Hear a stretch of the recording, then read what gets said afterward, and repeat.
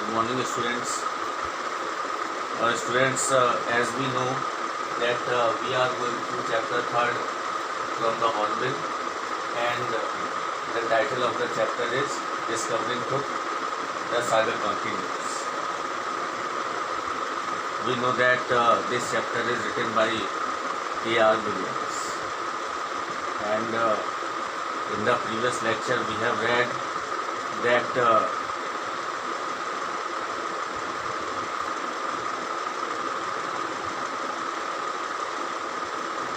after Akhenaten's death, a mysterious ruler named Isman Khatre appeared for a short period of time and disappeared without leaving even a single trace. देखिए, हमने पढ़ा कि आखेनातन की मृत्यु के बाद एक मिस्टीरियस रूलर, एक रहस्यमयी रूलर जिसका नाम इस्मान खत्रे था, वो कुछ समय के लिए आया, इजिप्ट पर शासन किया उसने, और बिना कोई ट्रेस छोड़े अचानक अदृश्य हो गया। और उसके बाद तुतनखातेन तुगलक हो गए। Tutankhaten came and sat on the throne of the Egypt. This ruler is known as King Tut all over the world. अब देखिए, जो तुतनखातन नामक राजा इजिप्ट के सिंहासन पर बैठा तो उसे राजा तुत के नाम से जाना गया, और Tut ruled for about 9 years. और देखिए, राजा तुत ने इजिप्ट पर 9 वर्षों तक शासन किया, and then died unexpectedly, and then suddenly he passed away. और तब अचानक उसकी मृत्यु हुई. So now come to the next paragraph. Regardless of his fame and the speculation about his fate, Tut is one mummy among many in Egypt. अब देखिए, उसकी fame, उसकी ख्याति और उसके भाग्य के विषय में विभिन्न स्पेकुलेशंस, विभिन्न अटकलों की ओर ध्यान दिए बिना Tut is one mummy among many in Egypt. देखिए, राजा तुत की जो मम्मी थी वो इजिप्ट की कई मम्मी में से King Tut's mummy was one of the other mummies in Egypt. How many? No one knows. लेकिन कितनी? How many exactly? No one knows about it. लेकिन कितनी? कोई नहीं जानता. The Egyptians mummy project,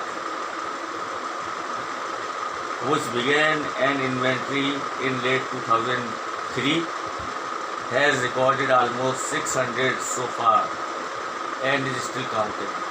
तो देखिए, the Egyptian mummy project, which began an inventory in late 2003, Egypt का एक मम्मी प्रोजेक्ट था जिसने कि लेट 2003 में counting started making countings about the mummies, जिसने कि विभिन्न ममीज़ के बारे में गणना करना शुरू की। तो अब तक 600 ममीज़ के बारे में काउंट कर चुका है, एंड इज स्टिल काउंटिंग। और जो उसकी काउंटिंग है वो अब भी जारी है, still it is counting. The next phase scanning the mummies with a portable CT machine donated by the national geographic society and siemens it's manufacturer. अब देखिए जो नेक्स्ट फेज था, जो अगला फेज था, वो नेशनल जियोग्राफिक सोसाइटी व city machine के निर्माता सीमेंस के द्वारा डोनेट या दान में दी गई मशीन, जिसके थ्रू राजा टूट की मम्मी को सीटी करना संभव हो सका।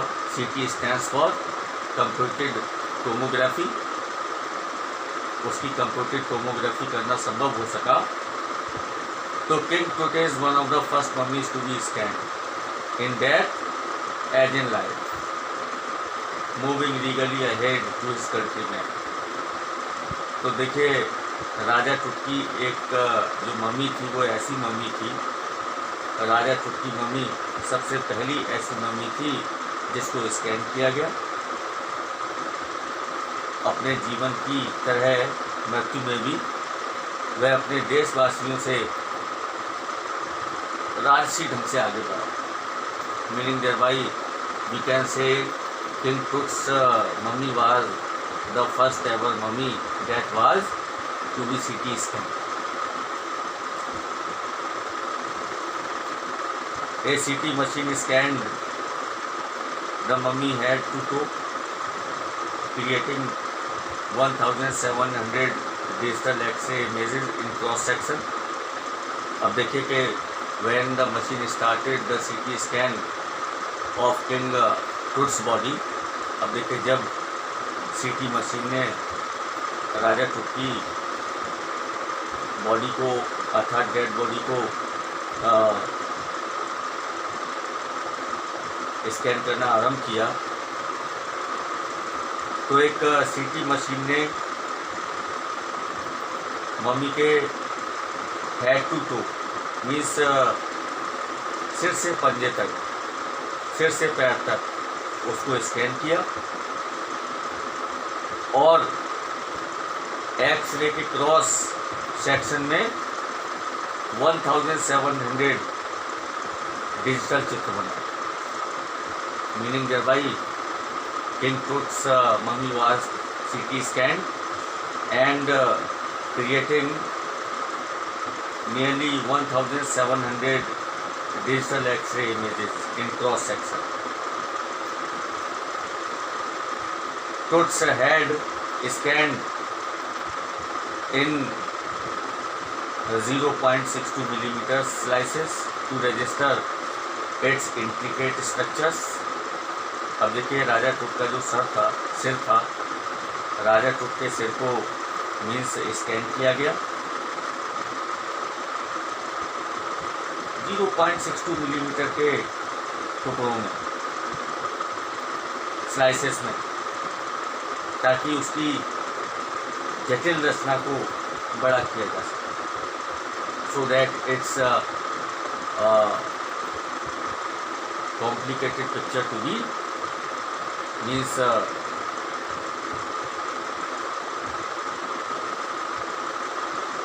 made clear. Takes on ED detail in the resulting image और परिणाम स्वरूप चित्र में उसका बहुत अच्छा विवरण दिखाई दिया। With Tut's entire body similarly recorded, a team of specialists in radiology, forensics and anatomy began to probe the secrets that the winged goddess of a guided burial shrine protected for so long.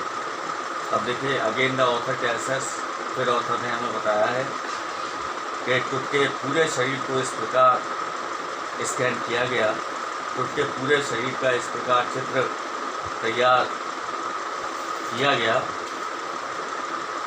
करने के बाद radiology, forensic और anatomy के विभिन्न जो specialist थे, anatomy के विभिन्न स्पेशलिस्ट का जो एक दल था, उसने उन रहस्यों की जांच पड़ताल करनी शुरू की, जिसकी रक्षा सुनहरे मकबरे की पंखों वाली देवियाँ अभी तक कर रही थी।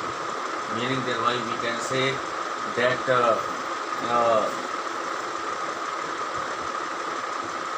the goddesses of a guided burial shrine protected the dead body of King Tut for a long time, and so many specialists in radiology, forensics and anatomy began a wide investigation about finding out the critical detail of King Tut's life and death. Okay students, so we shall go through the next lecture in the next video. Thank you.